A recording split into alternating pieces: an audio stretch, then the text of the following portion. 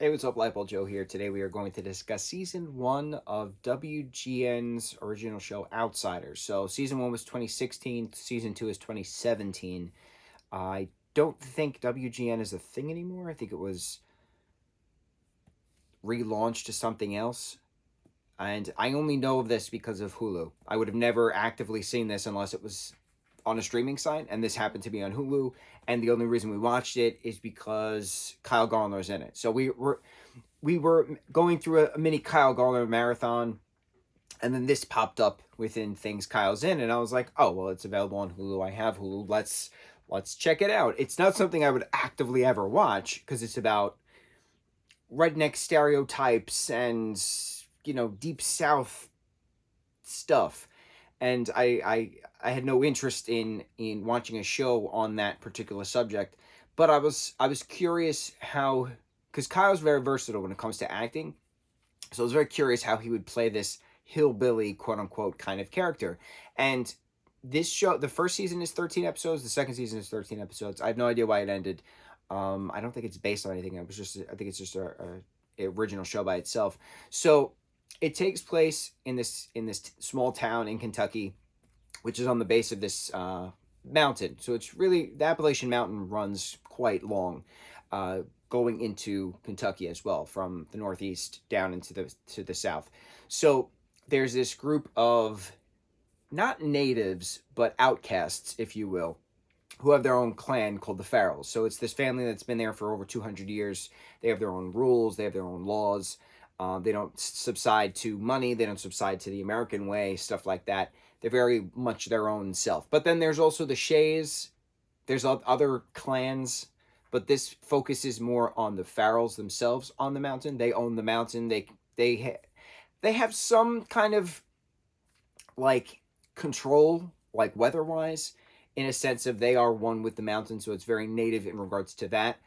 But they're not natives to the Americas. They were just anti-subscribers to culture as white folk over 200 years ago, and then just moved up the mountain, and that's where they stayed, and that's where they go. But then they come down the mountain to get stuff and steal stuff, and then go back up the mountain, things. So they have their own language, they have their own mythology, they have their own prophecy, they have their own leader called the Brennan. And so what happens when the Brennan doesn't want to pass the Brennan stick over to her son because he's an awful, awful demon? Is the prophecy going to be fulfilled by a losty? Is the prophecy going to be filled somewhere else? What do you do what's best for the clan? But then also, how do you get these people up the mountain if it's government owned and you are a government entity or doing business with the government, trying to make condos and trying to clear the coal out of the mines and stuff like that. So there's a lot of history going on within this town, which is very wonderfully explained.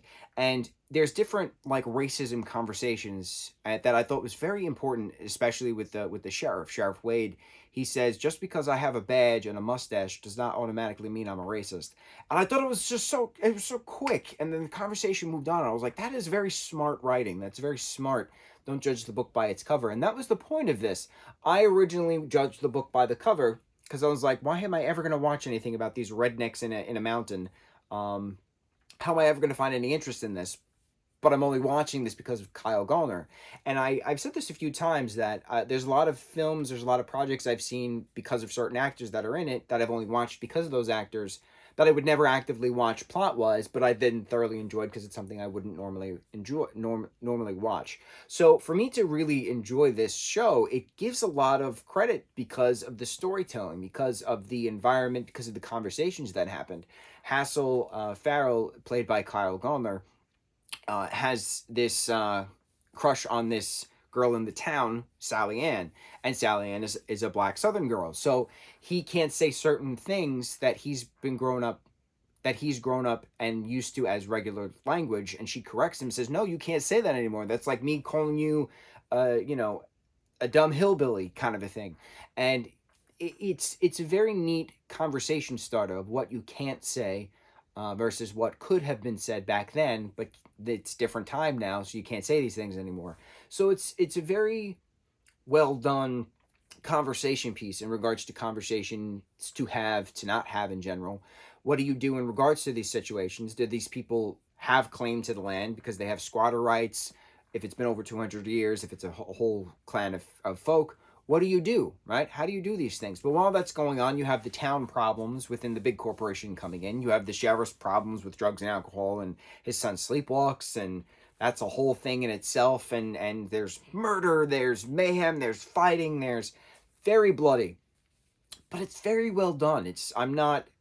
I wasn't bored at all of this. The only problems I had was the Asa Farrell character and the new Brennan after he kills his mother, Big Foster character. A lot of the time, a lot of the show is very much I'm gonna kill you, you're gonna kill, I'm gonna kill you kind of a thing. And then their opportune moments are always there, and then it's you didn't expect me coming, or I knew you'd be here. But it's just long drawn out conversations avoiding the gunshot kind of thing. And then like something happens and then the gunshot can't happen.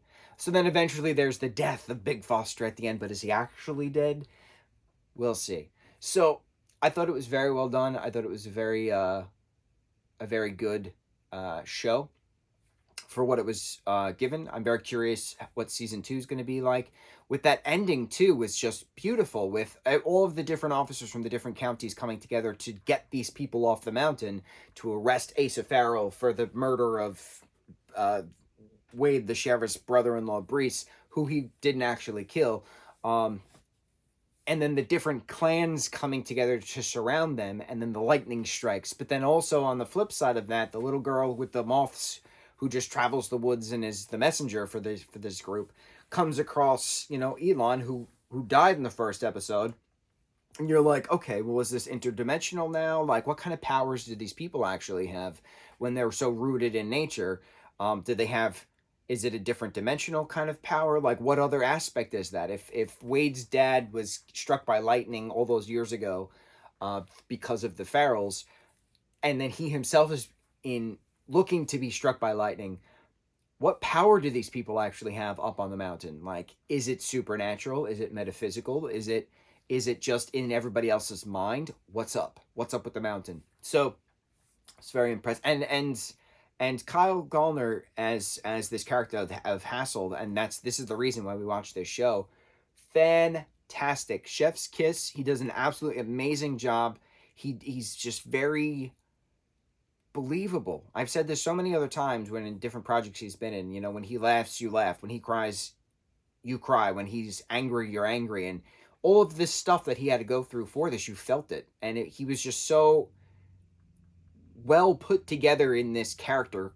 Tattoos, jewelry, long hair, braids, feathers, stuff like that. Like, he was very well put together as this Hassel character.